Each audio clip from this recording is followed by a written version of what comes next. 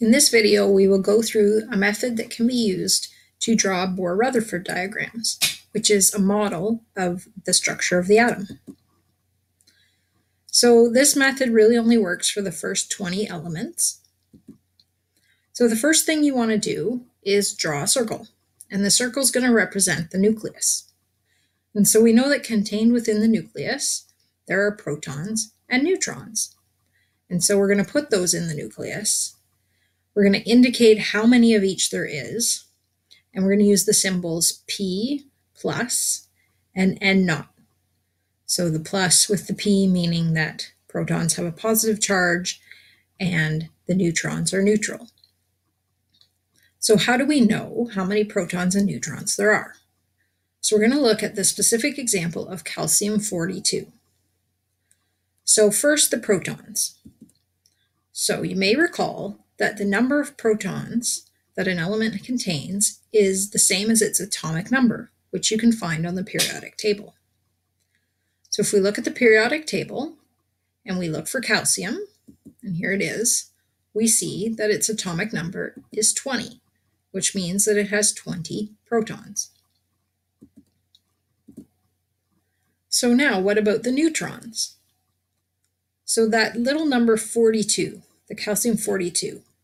So that 42 is the mass number, and the mass number is the number of protons plus the number of neutrons. So in order to find the number of neutrons, we take that mass number and we subtract the atomic number that we just found from the periodic table. So in this case, the mass number is 42, and then we subtract 20 to get our number of neutrons, which is 22. And then we take this and we put it within our nucleus. So we write 20P and 22N. So now we need to account for the electrons, the other subatomic particle in the atom. So we need to figure out how many electrons there are going to be. So you may also recall that when you have a neutral atom, the number of electrons will have to be equal to the number of protons in order for the charges to balance. So for calcium-42, it had 20 protons, which means it also would have 20 electrons. You may also recall that electrons are found in distinct energy levels around the nucleus. So what we're going to do is fill those energy levels with electrons until we have the correct number. And different energy levels can hold different numbers of electrons. So here's our nucleus ready to have the electrons added around it. So we're going to draw the first energy level as a circle around and close to the nucleus. So the first energy level can only hold 2 electrons. So we're going to draw in 2 electrons as a pair in the first energy level.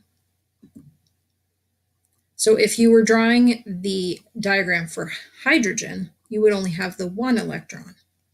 Other than that, you're always going to have these 2 electrons in the first energy level. So now that the first energy level is full, we're going to draw the second energy level, and we're going to fill it up with up to 8 electrons. So the second energy level can hold 8. So we're going to add 8, 1, 2, 3, 4. So you'll notice that these are spread around the energy level. Once you get more than 4, you need to start pairing them. So 5, 6, 7, and 8. So we have 10 electrons total, and we need 20. So we need to keep going. So now we're going to add the third energy level, and the third energy level can also hold up to 8. So we'll put those in again as singles until we hit 4, and then paired up. So now we have 18 electrons, but remember we needed 20, so we're not quite there yet. So we're going to add a fourth energy level, and we're going to put those last 2 electrons in it. And we're not going to pair them because it's the first 2, so they're going to go as singles. So there you have the Bohr-Rutherford diagram for calcium-42. This diagram is a good one to use when you're drawing Bohr-Rutherford diagrams, because it shows you the sequence of placing the electrons and how you have to make sure you don't start pairing until you have put in 4 electrons, until the energy level is half full. So we'll go through one more example. So nitrogen 15.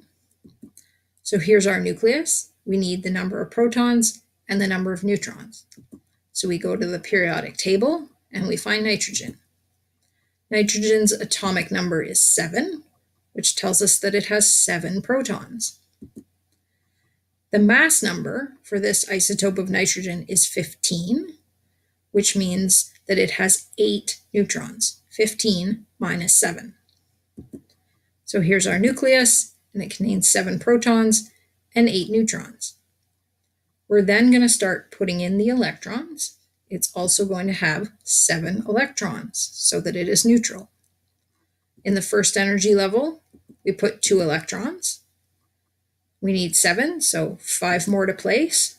Second energy level, we need to place 5. We place the first 4 singly, and then we pair up the last one. And there's the Bohr-Rutherford diagram for nitrogen.